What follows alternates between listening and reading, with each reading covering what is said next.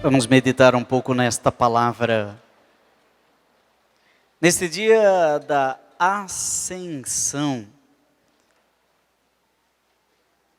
à primeira vista é uma festa triste, né? Que coisa triste é a Ascensão, vocês não acham? Um grande amigo vai embora, oh coisa triste. Quantas despedidas a gente já não... Você já teve alguma despedida? A pessoa disse, talvez eu nunca mais volte, hein?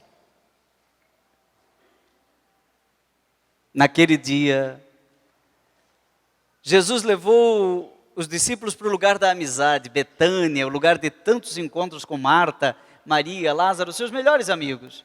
E ali, ele deu as últimas recomendações e foi embora, para nunca mais voltar.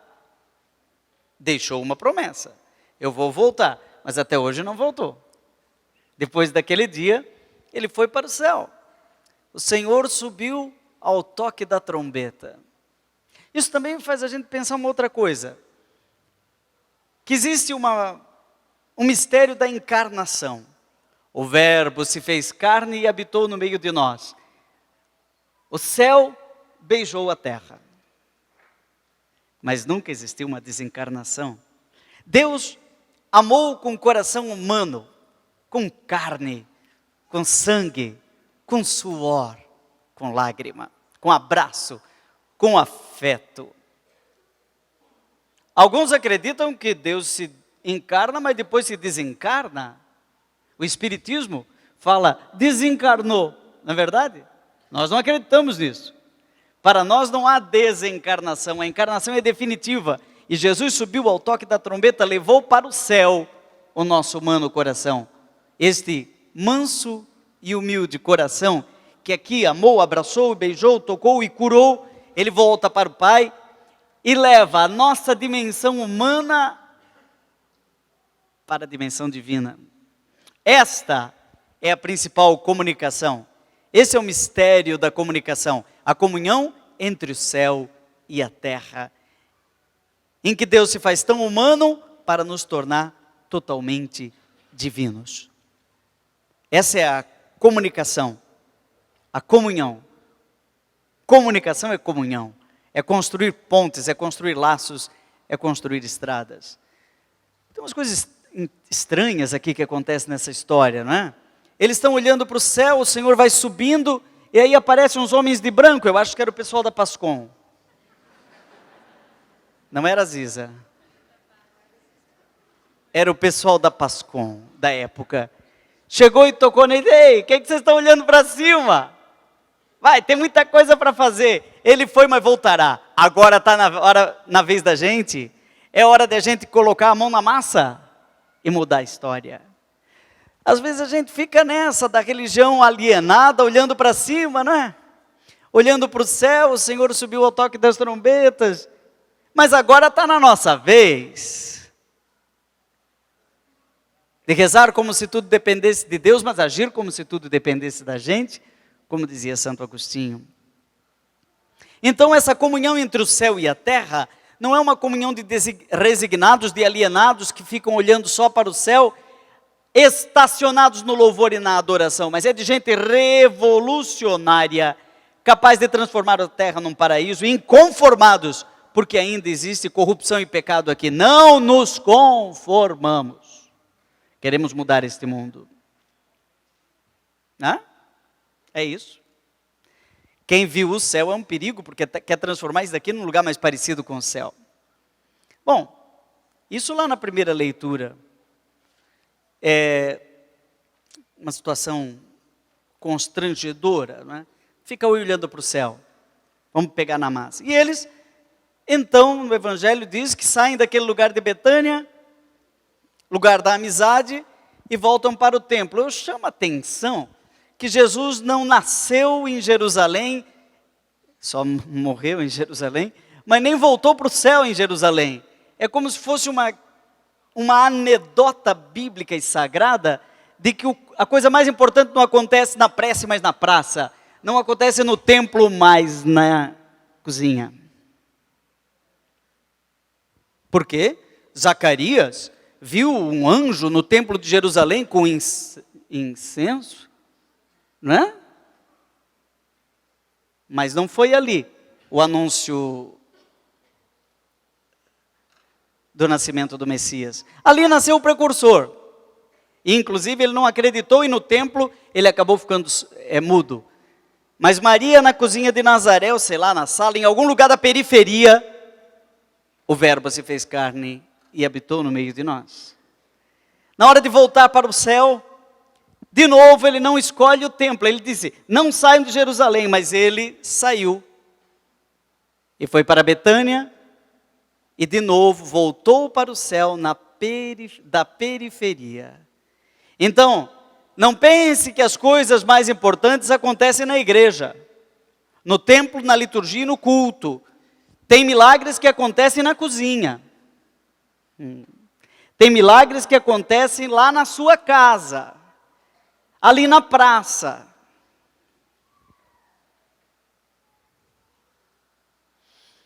Aqui na esquina eu estava vindo, me escapei de bater o carro, a mulher foi e bateu no outro. Milagres acontecem. Eu estou estudando muito milagre, você me desculpe se eu falar muito de milagre, mas é que eu estou estudando um milagre que aconteceu em Santos, eu estava até ontem em Santos, que vai permitir a canonização de Madre Teresa de Calcutá no dia 4 de setembro desse ano. Foi um milagre maravilhoso, que vai sair escrito num livro que eu estou terminando, é a coisa que ocupa 98% da minha cabeça nos últimos 30 dias. Sobre isso, e sobre o Papa o Papa Francisco, eu queria dizer umas coisas, porque ele mandou uma carta para o mundo inteiro, uma carta de amor, para nós que celebramos esse Dia Mundial das Comunicações, aliás, o 50º Dia Mundial das Comunicações. E ele nos disse que é preciso comunicação e misericórdia, que nos leva ao encontro fecundo de proximidade. A comunicação misericordiosa, a comunicação de um coração igual ao coração de Jesus, semelhante ao coração do Mestre, nos leva cada vez mais à proximidade. E eu gostaria de concluir esta minha meditação com vocês, falando 7 formas, 7 passos que o Papa Francisco nos indica para construir essa misericórdia de proximidade. Esse coração semelhante ao coração do Mestre.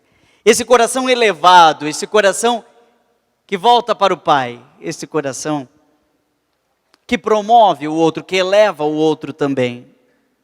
Porque a ascensão também deve ser uma realidade na nossa vida quando promovemos o outro. Então são 7 coisas que o Papa propõe. Ao menos eu li assim, 7 dicas de quem quer ser um bom comunicador, um bom construtor de comunicação, um bom construtor de comunhão. A primeira dica, repitam comigo, criar pontes. O Papa disse que o nosso mundo está sempre tá cheio de separação entre as pessoas, separação entre os países, separação entre ricos e pobres. É como se fosse um rio onde não tivesse a ponte para atravessar. O comunicador misericordioso, que tem um coração parecido com o do Mestre, é alguém que cria pontes. Eu olho para a Madre Teresa de Calcutá, essa que neste Dia das Mães nós chamamos de Madre, Mãe, né? E eu vejo que ela foi uma embaixadora da vida, que criou pontes entre as pessoas. Segunda dica do Papa Francisco, é preciso curar as feridas. Quem cria pontes e supera a separação entre ricos e pobres, bonitos e feios, cabeludos e carecas, cura as feridas. Então a comunicação, essa construção de pontes de comunhão, é também terapêutica. É bom encontrar alguém que congrega, alguém que não desagrega, alguém que tem faro para divisão. Divisão é coisa do diabo. Diabo significa divisor, aquele que cria confusão, que se coloca no meio e atrapalha. Madre Teresa de Calcutá era mãe dos pobres. E de curar as feridas ela entendia muito bem. Até quando essa ferida era incurável e essa pessoa iria morrer. Então, pelo menos, tinha que morrer com dignidade. Nem era cristão, era hindu. E para ele, mais importante do que a vida era morrer com uma gota de água sagrada do rio Ganges. E ela ia no rio, buscava uma gota d'água e colocava na boca daquele moribundo. E muita gente diz, que morte triste. Ela dizia, morreu como um anjo. E entre 1952 e 1997, o dia da morte dela foi 5 de setembro de 1997, nestes anos, 20 mil pessoas morreram na Casa do Coração Puro. Olha o nome, Casa do Coração Puro, que muita gente chama Casa do Moribundo, mas é a Casa do Coração Puro em Calcutá. 20 mil pessoas que não tinham oportunidade de sobreviver, mas ao menos tiveram a dignidade de morrer com alegria. Muita gente não me entende, mas essa mulher curou muitas feridas. Terceira dica do Papa Francisco: reconciliação. Não basta construir pontos sociais e curar feridas até emocionais, mas principalmente corporais. É preciso reconciliar os corações. A verdadeira comunicação misericordiosa é capaz de uma diplomacia que até supera a divisão entre pai e filho, políticos e o povo. Nós estamos vendo um Brasil em que precisa de reconciliação. Vemos um Brasil corrompido, não é verdade? A gente fica pensando, se a Dilma cai, quem fica? Fica o Temer, mas ele também vai cair, daí vai ficar quem? Era o Eduardo Cunha, agora estão dizendo, não, então não vai ser mais, porque já caçaram. Então vai ser o Renan Calheiros. Piorou! Tá feia a coisa, não é? O Brasil precisa um projeto de reconciliação. E nós rezamos, eu rezo, para que tenhamos políticos com essa sabedoria da PASCOM, da Pastoral da Comunhão, da Pastoral da Comunicação, que é uma pastoral da reconciliação. Deixa eu falar para vocês aqui. Às vezes, na paróquia, tem conflito entre as pastorais. Não aqui em São José dos Campos, lá em São Vicente, eu estava lá em São Vicente, São Santos, ontem. Então a PASCOM não é só uma pastoral da informação, da rede social e do site, do mural da paróquia, da camiseta bonita. PASCOM é uma pastoral da reconciliação misericordiosa. Durma com barulho desses. Quarta dica do Papa Francisco: proclamar a verdade com amor. Tem muita gente que diz, não, vamos falar a verdade, doa a quem doer. Não, o Papa Francisco disse, tudo bem, vamos falar a verdade, mas com caridade, com amor. É o caso agora da questão da família. Acaba de sair as alegrias da família, as alegrias do amor. Amoris Laetitia. Né? As alegrias do amor. A família como um lugar de reconciliação. A família como um lugar de paz. Mas a família é a célula máter da sociedade e a mais atacada, não é verdade? Até por ideologia de gênero, né? Tem menino que não sabe mais ser menino, menina que não sabe mais ser menina, na escola está uma confusão. E é preciso recuperar nesta família o ninho do amor. Sabe? É preciso recuperar a dimensão da amorosidade dentro do lar. Inclusive para aqueles que não têm uma situação muito bem definida de família. É o caso dos divorciados que contraíram uma nova união, divorciados, recasados. Pode ou não pode comungar? Vem a pergunta. Daí tem aquele que é só da verdade. Diz, não pode porque não pode. Porque não pode, porque não pode. E tem aquele que diz, pode, deixa, que pode tudo, pode tudo. E o Papa Francisco diz, vamos ter a verdade com a caridade e levar ao discernimento. Cada caso é um caso. Não se trata tudo com uma régua.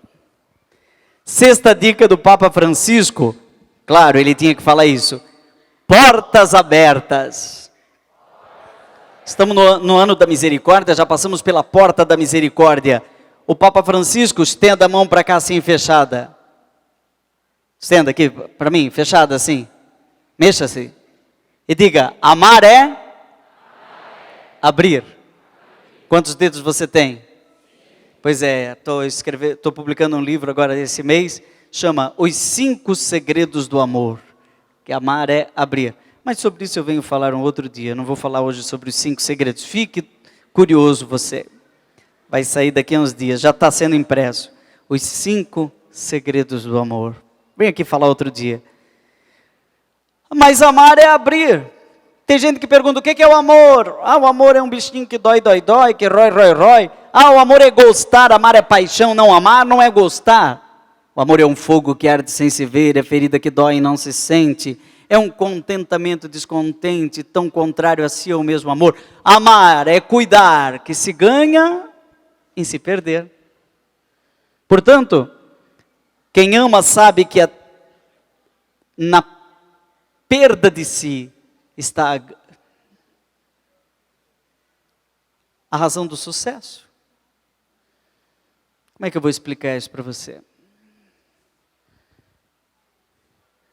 Lá na África pega um macaco.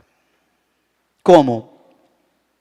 Coloca uma cumbuca numa árvore com frutinhas dentro, de modo que o macaquinho põe a mão aberta. Quando ele fecha, a mão não sai mais. E ele fica preso. Portanto, macaco velho não põe a mão na cumbuca. Você vai dizer assim, macaco novo é muito burro. Por que ele pôs a mão e fechou e não... Era só ele abrir a mão que ele saía, é ou não é? E por que você não abre? A mão, o coração. O nosso mestre na cruz ensinou que se ama com o coração aberto e solidário. Um coração igual ao mestre é um coração aberto. A dimensão da abertura nos leva às 2 últimas questões. Primeiro, comunicar significa partilhar. E essa partilha acontece na proximidade. Vamos dizer essa palavra, proximidade. Ou é próximo ou não é. Não adianta. Não tem que fazer muita teoria do amor. Quem precisa da sua proximidade está ali, do lado. E o Papa vai dizer que a solidariedade passa pela disposição em primeirear. O que é primeirear? Colocar-se diante daquele que precisa e fazer o que ele precisa. Estou aqui, se precisar de mim. É a solidariedade. Parece que eu estou vendo Madre Teresa de Calcutá, indo pelas ruas e catando quem estava pobre. E ela disse, se tiver algum pobre, eu estarei lá. Ela chegou até no Brasil, em muitos lugares do Brasil. E em Santos também, onde aconteceu o milagre de Teresa. Última dica do Papa. Um jeito de se tornar próximo e partilhar do que eu sou e do que eu tenho é escutar. Como eu disse no início da missa, a escuta é uma espécie de martírio. Bonita essa frase, né? A escuta é uma espécie de martírio. Então, escutar. Repita comigo. Quer saber? O saca-rolha desse amor misericordioso que abre as portas do coração é a pergunta. Levante a mão assim e diga, eu me comprometo, nesta missa, fazer ao menos 3 perguntas por dia. Caso eu não faça, cai um raio na minha cabeça. Não, essa parte não. Gente, marido pergunta para a esposa pergunta para o marido como ficou. Ele vai dizer, parece um pica-pau, está muito vermelho, meu amor, o seu cabelo ficou muito vermelho. Mas pergunta, Padre, pergunta para o povo. E aí a minha homilia? PASCOM, pesquisa de mercado. É ou não é? A PASCOM é feita de perguntadores. Quer saber quem é que tem vocação para PASCOM? Um perguntador, a pessoa curiosa, que pergunta, pergunta e pergunta. Como é que vai ser um entrevistador que não sabe fazer pergunta? E para perguntar, é preciso escutar. Não apenas ouvir. Nós ouvimos com a orelha, mas escutamos com o coração. E o Papa termina dizendo, olha, tudo isso, às vezes, pode acontecer pelas redes sociais e até mesmo pelo celular. Porém, toma cuidado, porque a mesma faca que corta o alimento pode ferir o irmão. Então, é uma faca de dois gumes, né? As redes sociais, a portabilidade que a internet colocou no nosso bolso, é uma maravilha de tecnologia. A carta termina assim, ó. O encontro entre a comunicação e a misericórdia é fecundo na medida em que gerar uma proximidade que cuida, conforta, cura, acompanha e faz festa. No mundo dividido, fragmentado, polarizado, comunicar com misericórdia significa contribuir para uma boa, livre, solidária proximidade entre os filhos de Deus e irmãos em humanidade. Hoje, nós vivemos esta dimensão da misericórdia que comunica no Dia das Mães. Não é isso? E no dia em que eu nasci, era Dia das Mães. No dia 10 de maio de 1964, já disse o meu aniversário, e a minha idade, que feio. Era Dia das Mães, primeiro menino, mais bonito, depois só teve duas meninas, horríveis. Então, só eu nasci dia 10 de maio, no Dia das Mães. Então, eu sou filho deste Dia das Mães.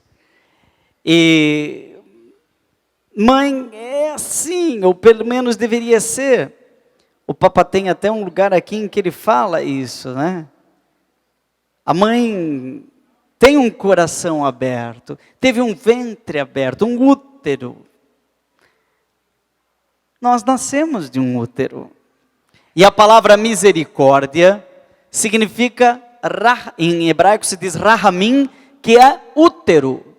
Misericórdia é uma tradução latina muito limitada, misericórdias e tal. Mas em hebraico é rahamim, que significa útero, entranha, colo, carinho, disposição de gerar vida para fora de si. Isso é misericórdia. Então, mãe é para nós a expressão viva da misericórdia. Quando olhamos a mãe, e principalmente quando olhamos a nossa Mãe Maria, quando olhamos uma mãe da humanidade, como Madre Teresa de Calcutá, Mãe Teresa de Calcutá, nós vemos esta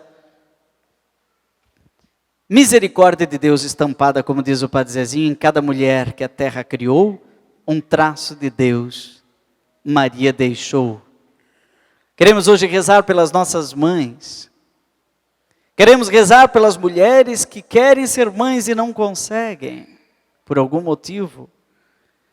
Queremos rezar pelas irmãs religiosas que vivem a maternidade de um outro jeito. Queremos rezar pelo drama das mulheres que já não sentem a vocação à maternidade por algum tipo de imposição da sociedade, como é o caso da ideologia de gênero, que dizem, não quero casar e não quero ter filhos. Essa é uma ideologia que vai avançando na cabeça de nossos jovens e adolescentes. Não quero casar e não quero ter filhos. Vamos pedir que a mãe, a rainha da misericórdia, nos inspire a termos uma comunicação misericordiosa entre nós. E que cada um de nós possa sentar no colo de Deus, desse Deus que é Pai, mas que também é Mãe, e se sinta acolhido, escutado, com a sua ternura vigorosa, enfim, amado. ou como diz e prefere dizer o Papa Francisco, misericordiado. Porque o lema do brasão do Papa Francisco é esse, miserando adqueligendo, que significa, com um olhar de misericórdia ele me chamou. Que seria o olhar de Jesus para Mateus na banca de impostos, e que Mateus gela quando vê aquele olhar. Um olhar de comunhão, um olhar de misericórdia, um olhar de recepção, um olhar de coração aberto. E ele diz, vem, sai daí, vem e segue-me. Que o Senhor nos dê esse olhar de misericórdia e que Ele reflita em nossos olhos para os outros, para que nós possamos também nos tornarmos pessoas cheias da misericórdia de Deus.